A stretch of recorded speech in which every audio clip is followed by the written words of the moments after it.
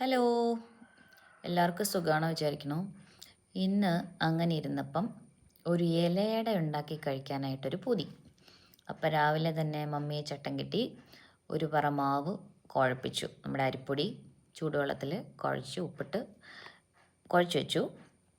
എന്നിട്ട് പോയി വാഴയില വെട്ടി അതിനെ നല്ലതുപോലെ തുടച്ച് മാവിങ്ങനെ ഉരുട്ടി അത് വെള്ളം മുക്കി നല്ലതുപോലെ പരത്തി.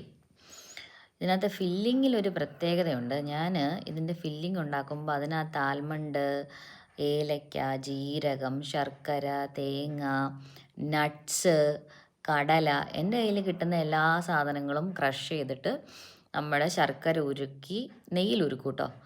എന്നുവെച്ച് അതിനകത്തിട്ട് നല്ലതുപോലെ വഴറ്റിയിട്ടാണ് സാധാരണഗതിയിൽ ഇതിൻ്റെ ഫില്ലിങ് ഞാൻ ഉണ്ടാക്കുന്നത്. അപ്പോൾ അതിനൊരു ടേസ്റ്റ് കൂടുതലുമാണ്. എന്നുവെച്ചാൽ അതിനെ നല്ലതുപോലെ മടക്കി നമ്മുടെ അപ്പച്ചെമ്പിൽ വെച്ച് നല്ലപോലെ ആവി കയറ്റി ഒരു 15 മിനിറ്റ് ആവി കയറ്റി വേവിച്ചെടുക്കുമ്പോഴത്തേക്കും അത് നല്ല കുട്ടപ്പനായിട്ടുള്ള ഇലയുടെ ആയിട്ട് വരും.